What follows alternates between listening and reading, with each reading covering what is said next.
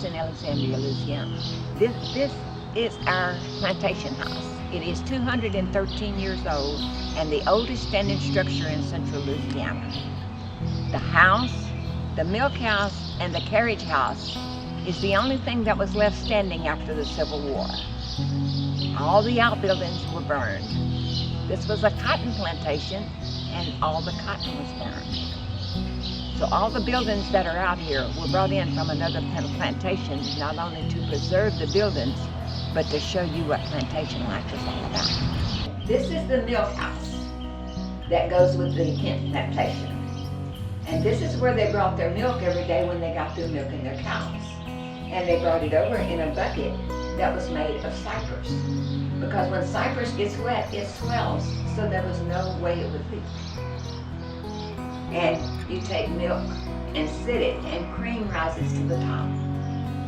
And cream and air is what makes butter.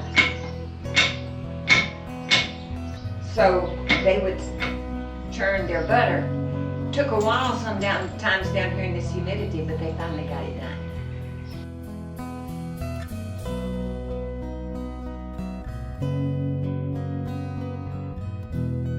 Here you can see the fingerprints of the slaves that made these bricks. This one was picked up before it was completely cured, so therefore it left their fingerprints in. When Mr. Henson remodeled the house in 1842, he added the Greek Revival square posts. This is the French Creole part of the house, and the posts and the railings are all done in French Creole architecture.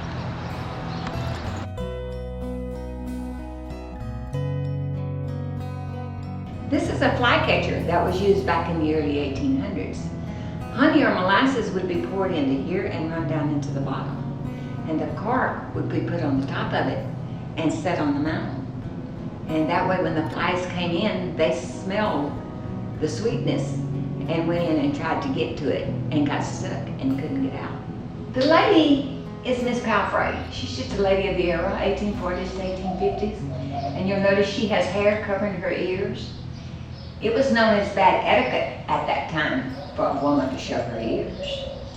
So they would take horsehair and curl it and put it on pins and put it over their ears.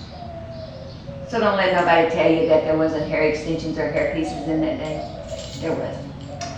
Also, look at her face, how pretty and smooth it is. But they had lots of chicken pox and smallpox back then, which leaves holes in your body and your face. They wore a beeswax-based makeup.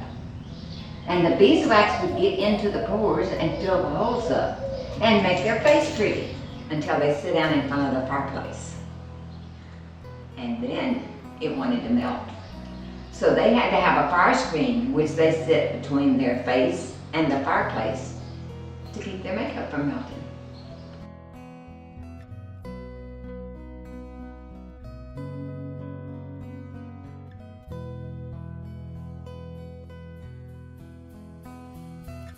Their bed did not have springs.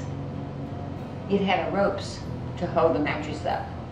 And at night, before they went to bed, they would have to tighten the rope very tight to keep their bed from sagging.